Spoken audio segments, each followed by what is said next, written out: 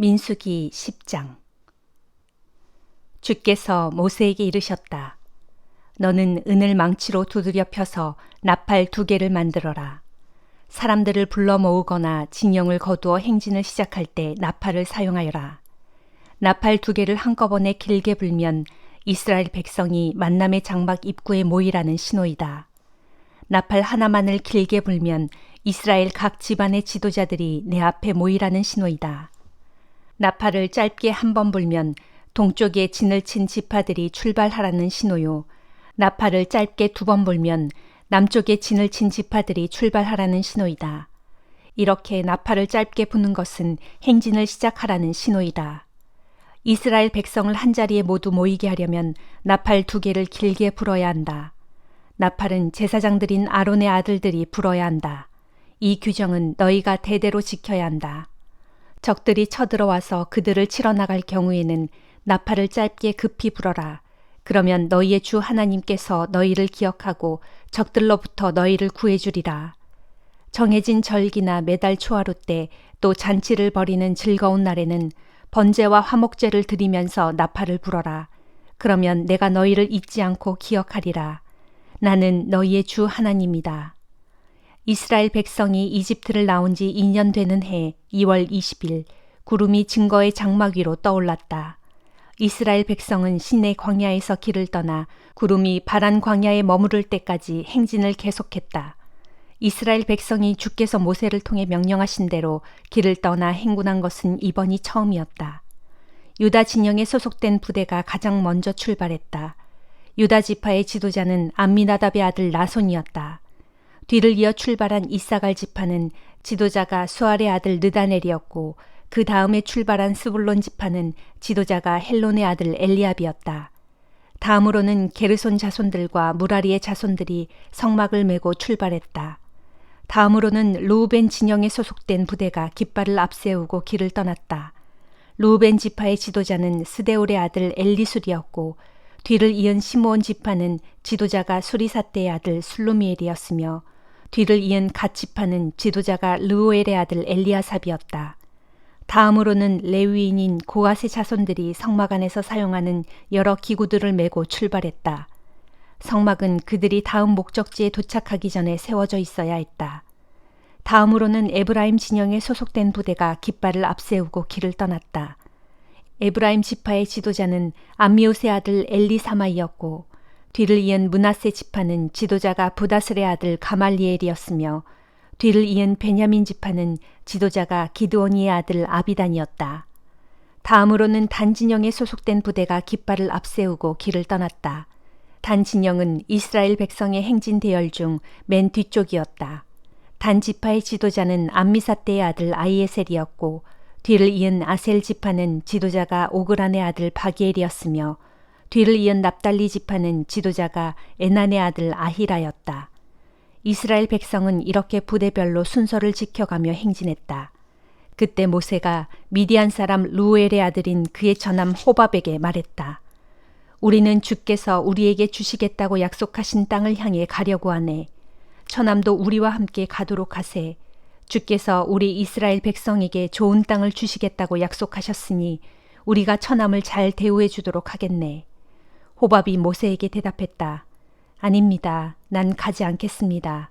나는 친족들이 살고 있는 내 고향으로 돌아가야 합니다.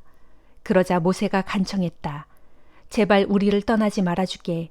처남은 광야 지리에 밝으니 우리가 어디에 진을 쳐야 할지 알려주어야 하지 않겠나.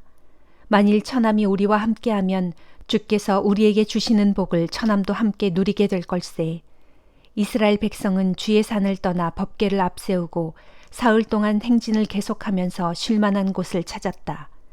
이스라엘 백성이 길을 떠나면 주의 구름이 그들 위를 덮어주었다. 법궤가 출발할 때마다 모세는 기도했다. 일어나소서 주여, 주님의 적들을 흩어버리소서. 주님의 원수들이 주님이 가시는 길 앞에서 허겁지겁 도망치게 하소서. 모세는 또 법궤가 머무를 때마다 기도했다. 돌아오소서 주여, 수백만 이스라엘 백성에게로 돌아오소서. 시편 46장. 하나님께서는 우리의 피난처시요 힘이시니 어려운 고비 때마다 우리에게 항상 도움을 베푸시는도다.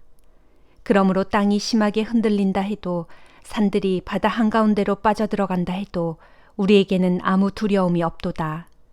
바다에 거센 폭풍이 몰아쳐 사나운 물결이 일어난다 해도 그 물결이 흘러넘쳐 산들을 무너뜨린다 해도 진실로 우리에게는 아무 두려움이 없도다. 오 강이여, 강물이 흘러들어 그 물줄기가 하나님의 도성을 기쁘게 하고 지극히 높으신 이의 거룩한 집을 즐겁게 하는구나. 하나님께서 그 도성 안에 계시니 그 도성은 결코 흔들리지 않으리. 그것은 하나님께서 동틀 때부터 부지런히 도우시기 때문이도다.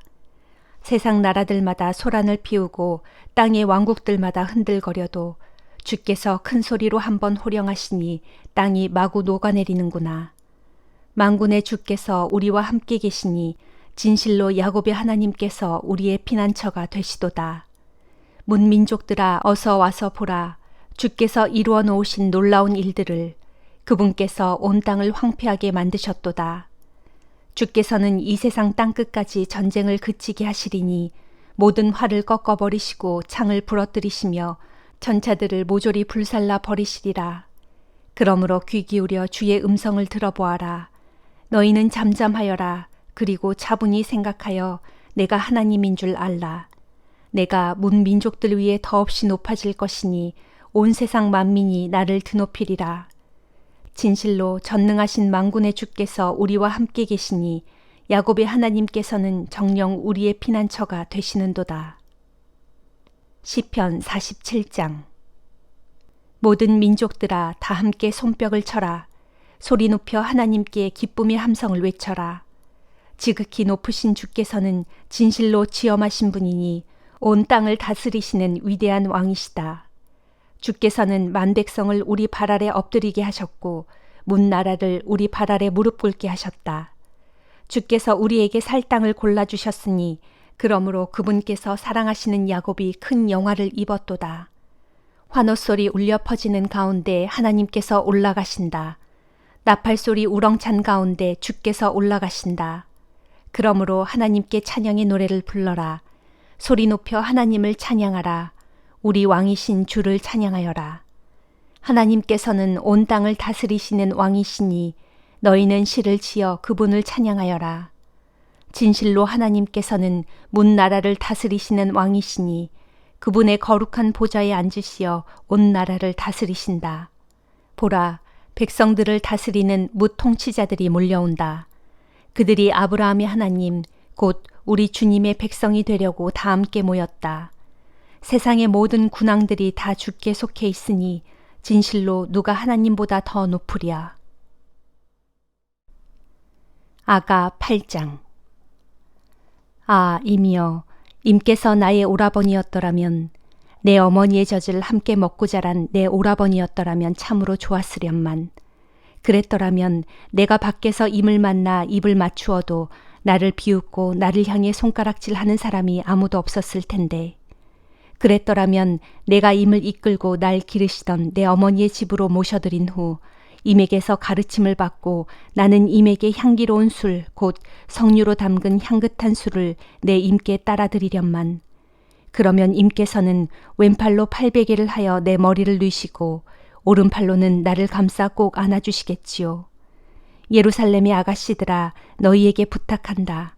우리가 스스로 원하기 전까지는 우리가 마음껏 사랑하도록 우리 사랑을 방해하지 말아다오. 우리를 흔들어 깨우지 말아다오. 사랑하는 임에게 바짝 기댄 채 저 거친 들판에서 이리로 힘차게 올라오는 저 여인은 누구인가요? 여기 사과나무 아래에서 깊이 잠든 임을 내가 흔들어 깨웠지요. 임의 어머니께서 거기서 산고를 겪으시고 거기서 임을 낳으셨지요. 임이여, 도장 새기듯 임의 마음에 나를 새겨주세요. 도장처럼 임의 팔에 나를 새겨두세요. 사랑은 죽음처럼 강한 것, 사랑의 시샘은 무덤처럼 잔인하여 맹렬한 불길 마냥 거세게 활활 타오르죠. 이 거센 사랑의 불길은 세상의 그 무엇으로도 끌 수 없답니다. 많은 물로도 끌 수 없고 홍수가 나더라도 이 사랑의 불길을 도무지 덮어 끌 수 없답니다. 누군가 자신의 전 재산을 몽땅 주고서라도 이 사랑과 감히 바꾸려 한다면 그는 도리어 비웃음만 당하고 말겠지요. 우리에게 있는 어린 노인은 아직 젖가슴도 부풀지 않았는데 그녀가 누구에게 청혼이라도 받게 된다면 우리는 누이를 위해 무엇을 해야 하나? 누이가 성벽이라면 우리는 누이를 위해 은으로 망루를 쌓아 올려줄 텐데 누이가 대문이라면 우리는 누이를 위해 백향목 판자로 둘러줄 텐데 나는 성벽이고 내 젖가슴은 망루같지요. 그래서 내 임이 나를 보고 그토록 좋아하고 기뻐한답니다. 바알하몬 비탈에는 솔로몬 왕의 포도밭들이 있지요. 왕은 그 포도밭들을 소장농에게 각기 내어주고 각 사람마다 그 열매의 값으로 매년 은 1000세겔씩 바치게 하였죠. 나에게도 왕께로부터 받은 내 포도밭이 있으니 솔로몬 임금이며 나 비록 이제는 왕의 아내 되었어도 계약한 대로 은 1000세겔을 임금님께 기꺼이 바치겠어요. 그러나 은 200세겔의 몫은 내 포도밭을 가꾼 농부들의 것이랍니다. 동산에 살고 있는 내 사랑 그대여, 내 친구들이 그대의 음성을 들으려고 귀 기울이고 있다오. 그대의 아름다운 목소리를 어서 들려주시구려. 내 사랑, 내 임이여, 어서 내게로 오세요. 향기 가득한 산에서 마음껏 뛰어다니는 날랜 노루처럼 그 산의 젊은 사슴처럼 내게로 빨리 달려와 주세요. 히브리서 8장. 지금까지 우리가 한 말의 요점은 바로 그와 같은 대제사장이 우리에게 계신다는 사실입니다. 지금 그는 하늘에 계시는 가장 존엄하신 분의 보좌 오른편에 앉아 계십니다. 또한 그는 하늘 성소 곧 참 장막에서 일하고 계시는데 그 장막은 사람이 세운 것이 아니라 주님께서 친히 세우신 것입니다. 지상의 모든 대제사장들은 예물과 희생 제물을 바치는 일을 하도록 세움받은 사람들입니다. 그러므로 이 대제사장에게도 무엇인가 바쳐야 할 것이 있어야 했습니다. 그런데 만일 그가 지상에 계셨더라면 그는 제사장이 되지 못하셨을 것입니다. 왜냐하면 지상에서는 율법에 따라 예물을 바치는 사람들이 이미 많이 있기 때문입니다. 그러나 지상의 제사장들이 섬기는 땅의 성소는 하늘에 있는 참 성소의 그림자요 모형에 불과합니다. 옛적에 모세가 장막을 세우려고 했을 때 하나님께서 모세에게 지시하시기를 너는 명심하여 내가 산 위에서 내게 보여준 모형에 따라 모든 것을 만들도록 하여라 하신 것은 바로 이런 사실 때문입니다. 참으로 예수께서 받으신 대제사장의 직분은 레위 계통의 대제사장의 직분보다 훨씬 탁월한 것이었습니다. 왜냐하면 예수께서는 더 나은 언약의 바탕 위에 세워진 더 나은 언약의 중재자이시기 때문입니다. 만일 저 첫 번째 언약에 아무 결함이 없었다면 두 번째 언약이 생겨나야 할 필요가 전혀 없었을 것입니다. 그러나 하나님께서는 자기 백성들과 맺은 첫 번째 언약에서 결함을 발견하시고는 이렇게 말씀하셨습니다. 나 주가 말한다. 보라, 날이 이를 터인데 그때에 내가 이스라엘 및 유다 집과 새 언약을 맺을 것이다. 또 나 주가 말한다. 그 새 언약은 내가 이스라엘 조상들의 손을 잡고 이집트 땅에서 직접 이끌고 나올 당시에 그 조상들과 맺었던 언약과는 다른 것이다. 그때 그 조상들이 나와 맺은 언약을 지키지 않았으므로 나도 그들을 버렸다. 또 나 주가 말한다. 그때 이후로 내가 이스라엘 집과 맺을 언약은 이것이다. 곧 나는 내 율법을 그들의 생각 속에 집어넣고 그들의 마음 속에 새길 것이다. 그리하여 나는 그들의 하나님이 되고 그들은 나의 백성이 될 것이다. 그러면 이제부터는 어느 누구도 주님을 알라 하고 말하면서 자기 이웃이나 형제를 가르칠 필요가 없게 될 것이다. 왜냐하면 그때에는 가장 작은 자에서부터 가장 큰 자에 이르기까지 모두가 다 나를 알 것이기 때문이다. 그리고 그때에 나는 그들의 허물을 불쌍히 여겨 다시는 그들의 죄를 기억하지 않을 것이다. 이처럼 하나님께서는 새 언약이라는 표현을 사용하심으로써 첫 번째 언약을 낡고 쓸모없는 것으로 여기셨습니다. 낡고 쓸모없게 된 것은 이내 사라지게 마련입니다. 아멘.